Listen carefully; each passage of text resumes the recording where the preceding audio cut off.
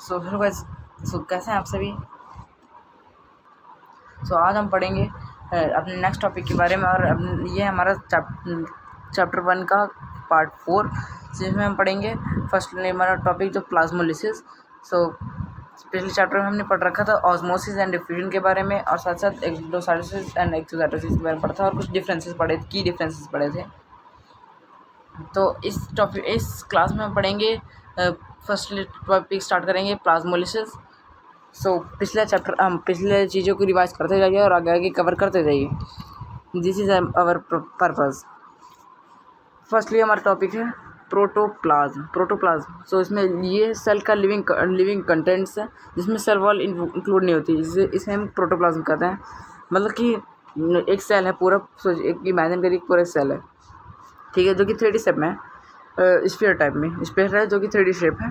जो उसमें cell without cell wall include उसमें जो पूरा सेल के कंटेंट्स, मतलब सेल की चीज़ें, जितनी भी सारी चीज़ें सेल वॉल को मिलाया, जैसे प्लाज्मा मेम्ब्रेन और बहुत सारे सेल ऑर्गेनल्स हैं, और बहुत सारी चीज़ें हैं जिनको मिला के ये सभी प्रोटोप्लाज्म है, वो बिना विदाउट इंक्लूड सेल वॉल। सो अब हम पढ़ेंगे plasmolysis. Plasmolysis is hypertonic solution. In a hypertonic solution, the protoplasm of a living cell shrinks away from the shell away. This is called plasmolysis. So actually ये line क्या कह रही है plasmolysis, देखते हैं क्या होता है। ठीक है, हाइपरटोनिक सॉल्यूशन, जिसमें आपको पिछले लेक्चर में पढ़ा था आपको, तो आपने कि जो हाइपरटोनिक सॉल्यूशन जिसमें सॉलिड ज़्यादा होता है, हाइपर में सॉलिड ज़्यादा होता है और सॉल्वेंट कम होता है। जैसे सेल श्रिंक करती है, मतलब कि जो बाहर जो अंदर का पानी है वो बाहर चल जाता है, सेल का जो अंदर से पानी है वो बाहर चल जाता है, जिस वजह से वो इक्वल हो जाता है, इसमें सॉल्यूट ज़्यादा होता है ना। तो इसे कह रहा है एक हाइपरटोनिक सॉल्यूशन में जो एक लिविंग प्लांट सेल, या बस प्लांट लिखना भूल गया, एक लिविंग प्लांट सेल है का जो प्रोटोप्लाज्म मतलब जिसमें सेल वॉल इंक्लूड नहीं की जाती, इसमें जितने भी सारी चीज़ें हैं विदाउट सेल वॉल जो कि श्रिंक हो जाती हैं, वो भी सेल वॉल से ही। सो एक्चुअल क्या कह रहे हैं, तो मैं चलो यहाँ से एग्जांपल समझाता हूँ। सो ये है मेरे सेल, ये है मेरी नॉर्मल सेल, ये है मेरी नॉर्मल सेल, आपको जैसे दिख रही होगी। ये जो यहाँ से है H2O। तो एक्चुअल H2O कोई मतलब नहीं है अभी, इसमें बस ये देखना है कि आपको ये जो नॉर्मल सेल रखी है, जब हमने इसे हाइपरटोनिक सॉल्यूशन डाला, तो इसमें हाई सॉल्यूट कंसनट्रेशन की वजह से जो सेल के अंदर पानी था जो बाहर चला गया, जिससे सेल ने अपना पानी खो दिया, और जो प्रोटोप्लाज्म है वो जो तो पूरा सिकुड़ जाता है वो सेल वॉल से, इसे हम कहते हैं सेल श्रिंक हो जाती है। जैसे देख सकते हैं आपकी, जैसे इससे नॉर्मल सेल थी, अब देखिए जैसे पानी अंदर से बाहर गया, तो जैसे सेल सिकुड़ गई, वो भी उसके सेल वॉल से, वो भी हाइपर लिविंग प्लांट सेल के मैंने कहा प्लांट सेल जो कि केवल प्लांट सेल में होती है सेल वॉल। तो ये जो सेल वॉल से सिकुड़ गई, मतलब दूर चली गई, इसी हम कहते हैं प्लाज्मोलाइज्ड सेल। और यहाँ पर कुछ पॉइंट्स भी दिए गए हैं, जो protect cell it support. Actually cell wall होती है जो कि इसी सेल को प्रोटेक्ट करती है और शेप और सपोर्ट देती है। और दूसरा हमारी जो कि हेल्प करती है और वाटर बैलेंस को मेंटेन रखने में मदद करती है। और ये थर्ड है essential for cell function as survival, ये सेल के लिए फंक्शन और सर्वाइवल के लिए इसेंशियल है। और फोर्थ हमारा ये सेल प्लांट सेल्स में इंपॉर्टेंट है टर्जिडिटी और रिजिडिटी को मेंटेन करने के लिए। टर्जिडिटी और रिजिडिटी एक सेल ऑर्गेनल का फंक्शन है, जो कि आप आगे पढ़ेंगे अभी। सो इसमें कुछ ज़्यादा नहीं था, बस इतना पढ़ना था कि जो सेल वॉल जो प्रोटोप्लाज्म सेल वॉल का शेल का जो प्रोटोप्लाज्म होता है वो सेल वॉल से सिकुड़ जाता है जब पानी अंदर से बाहर जाता है, तो इसे हम कहते हैं सेल श्रिंक होना, और इसी प्रोसेस को हम क्या कहते हैं, प्लाज्मोलिसिस। ओके, तो बढ़ते हैं अपने नेक्स्ट टॉपिक की तरफ। नेक्स्ट टॉपिक हमारा osmosis in plant cells. So actual plant cells में ऑस्मोसिस होना, ऑस्मोसिस जैसा हमने पिछले टॉपिक पढ़ा ही था, जो कि हाइपरटोनिक लिविंग प्लांट सेल्स। तो इसमें क्या बता रहा है कि आपका जो हाइपरटोनिक सॉल्यूशन होता है, तो हमने हाइपरटोनिक सॉल्यूशन में रखा जो लिविंग प्लांट सेल्स, ये आपको ये ध्यान रखना है, जो लिविंग प्लांट सेल्स होगी वही प्लाज्मोलिसिस शो करेगी, जो डेड प्लांट सेल्स होंगी वो प्लाज्मोलिसिस बिल्कुल भी शो नहीं करेगी। तो लिविंग प्लांट सेल्स ही प्लाज्मोलाइसिस शो करती है। नोट है ये देखिए, जैसे कि लिखा है यहाँ पास, dead plant cells do not show plasmolysis. जो डेड प्लांट्स होती हैं, डेड प्लांट सेल्स होती है, वो कभी भी प्लाज्मोलाइसिस से शो नहीं करती। सो प्लांट सेल्स में जो ऑस्मोसिस है वैसे कैसे कैसे होता है, और साथ साथ जो वाटर है वो अंदर से बाहर की ओर मूव करता है, जैसे जैसे सेल श्रिंक हो जाती है, और जब श्रिंक हो जाती है सेल वॉल से, तो इसे हम क्या कहते हैं, प्लाज्मोलाइज्ड सेल कहते हैं। और दूसरा हाइपोटोनिक सोल्यूशन जो प्रोटोप्लाज्म होता है वो प्रेशर, वो सेल वॉल के अगेंस्ट जो तो प्रेशर लगाने लगता है। एक्चुअल जब हाइपोटोनिक सोल्यूशन जिसमें सॉल्यूट कम होता है, वाटर ज़्यादा होता है, जिस वजह से पानी बाहर से अंदर चला जाता है, मतलब कि सेल के अंदर चला आता है, जिसकी वजह से सेल फूल जाती है, बोला ना कहते हैं फूल जाती है, जिसकी वजह से जो प्रोटोप्लाज्म होता है वो प्रेशर कहता है सेल वॉल पर प्रेशर लगाना स्टार्ट कर देता है, जिस वजह से सेल वॉल भी उस पर इक्वल प्रेशर लगाता है, जिस वजह से वो सेल वॉल को प्लांट की सेल्स से फटने से बचाए, वरना वो फट जाएगी। और इसमें क्या करती है सेल वॉल, जब कि हमने इसके फंक्शन पढ़ ही रखा था सेल वॉल के, ये मैकेनिकल डैमेज से प्रोटेक्ट करती है। और ये इसमें वाटर जो तो बताया ना, जैसे कि आपको कहते तो वो अंदर से बाहर की ओर कहता है, बाहर से अंदर की ओर चला आता है। और इसमें जो वैक्यूल होता है, वैक्यूल अभी आप आगे पढ़ेंगे, वैक्यूल जो कि फूल जाता है, जिस वजह से फूल जाता है और जैसे प्रेशर लगने लगता है सेल वॉल पर, जिस और सेल वॉल भी सेम प्रेशर लगाती है, जिस वजह से फटने से बच जाता है। और यहाँ पर की पॉइंट है, हमारा की take away, cell wall is protector of plant cells, it maintains shape and prevents bursting in hypotonic conditions. जो सेल वॉल होती है वो प्रोटेक्टर है प्लांट सेल्स की, जो कि शेप मेंटेन करती है और साथ साथ हाइपोटोनिक कंडीशंस में फटने से बचाती है। ये थे इंपॉर्टेंट पॉइंट्स, इनको आप नोट कर लेना, आपको नोट कर लेना। तो बढ़ते हैं अपने नेक्स्ट टॉपिक में। इसमें कुछ ज़्यादा हार्ड नहीं था, बस इतना ही समझना था कि कौन कौन से चेंजेस होते हैं और कब क्या होता है। सो नेक्स्ट टॉपिक हमारा न्यूक्लियस। सो न्यूक्लियस है क्या एक्चुअल, तो इसमें न्यूक्लियस टॉपिक क्या रहता है। सो पहला फर्स्ट टॉपिक हमारा आ चुका है, क्या है वो न्यूक्लियस। जैसे कि न्यूक्लियस में से एक्चुअल है क्या, ये एक सेल उसका सेल ऑर्गेनल्स का एक पार्ट है न्यूक्लियस, जो कि आपको अभी पढ़ाया जा रहा है एनसीईआरटी के अकॉर्डिंग। सो इसमें क्या होती है, एक्चुअल क्या होता क्या है, ये है सेल कंट्रोल सेंटर। अच्छा ब्लू अभी तक चल रहा है यार, इंटरेस्ट तो बड़ा हो यार इनका, ये देखो। सो सेल कंट्रोल सेंटर क्या है, सेल का कंट्रोल सेंटर है न्यूक्लियस कुछ इस टाइप का होता है, जो कि सेल में प्रेजेंट होता है। और ये इसका पास ये बता रहा है कि पॉइंट बता रहा है control centre of the cell का कंट्रोल सेंटर है। कंट्रोल सेंटर की ये सेल यहीं से कंट्रोल होती है, और इसे हम डबल मेम्ब्रेन भी कहते हैं, जिस वजह से डबल मेम्ब्रेन होती है। डबल मेम्ब्रेन यहाँ पर देख सकते हैं, जैसे कि आप इसके पास न्यूक्लियर मेम्ब्रेन होती है, ये डबल मेम्ब्रेन है ना, आपको दिख रही होगी, इसे हम न्यूक्लियर मेम्ब्रेन भी कहते हैं, और इसी को न्यूक्लियर एनवेलप भी कहा जाता है। और इसी न्यूक्लियर मेम्ब्रेन के पास spores allows movement of substances from inside cytoplasm.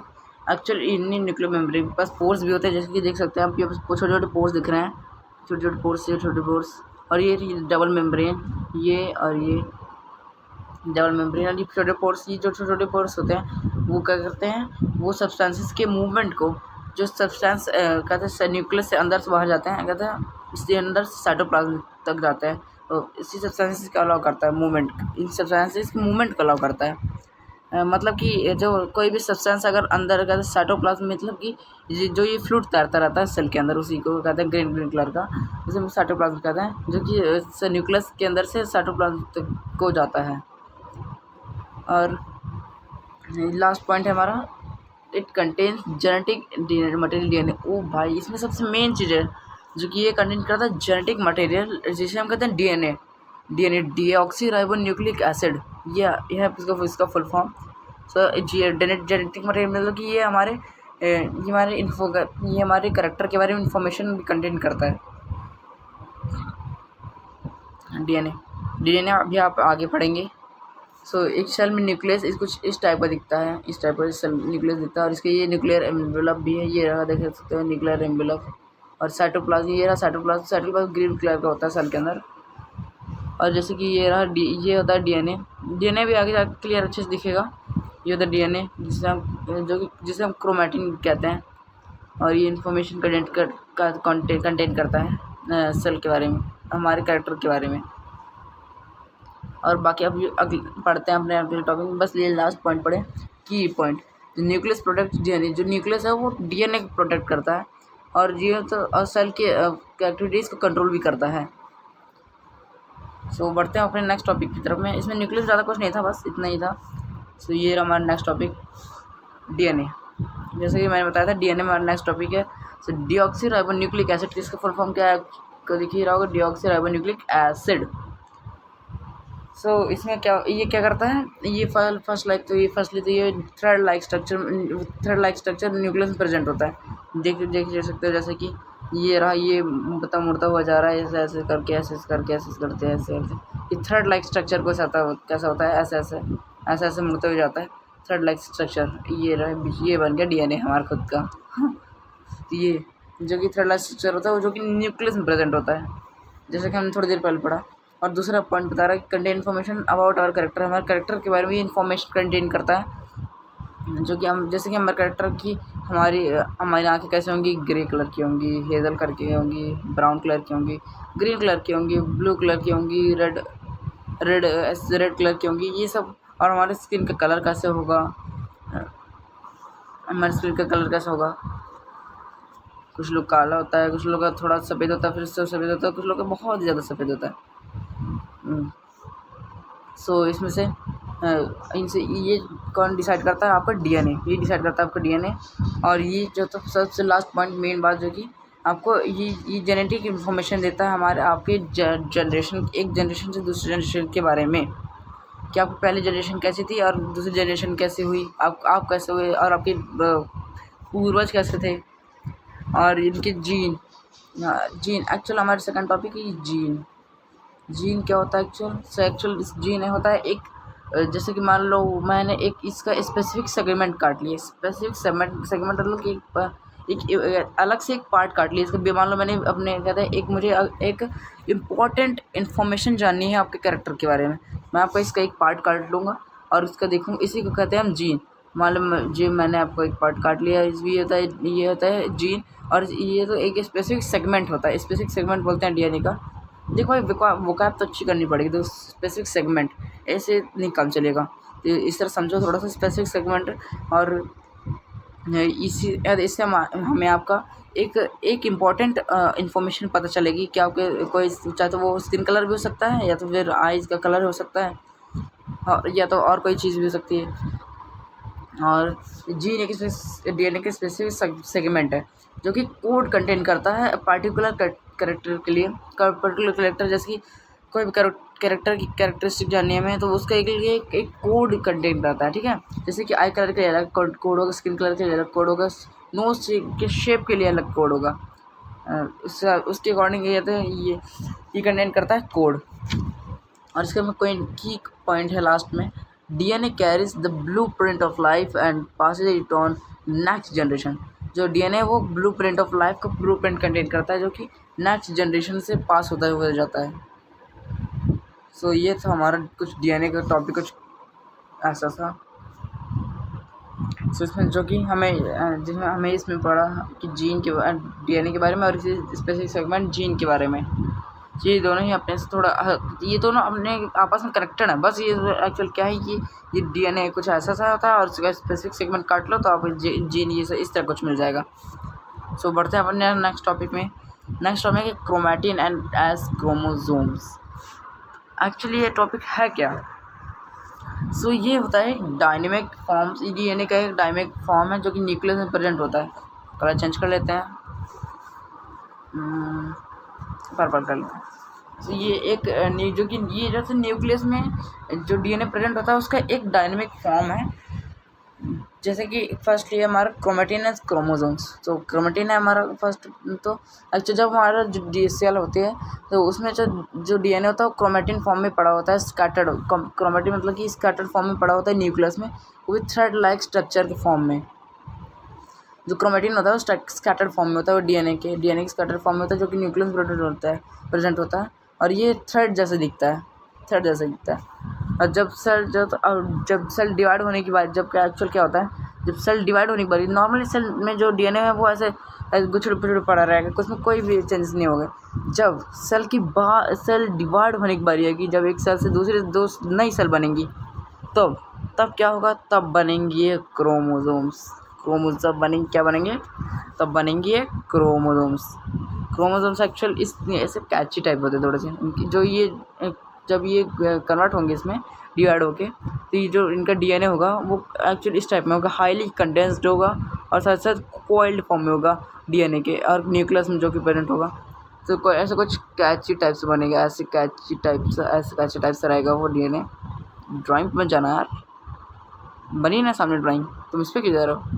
हाँ बस समझना है, ठीक है। ये इस टाइप कुछ ज़्यादा है वो रहता है, वो इसका क्या coiled form highly condensed DNA का, जब ये डिवाइड होने पे आता है।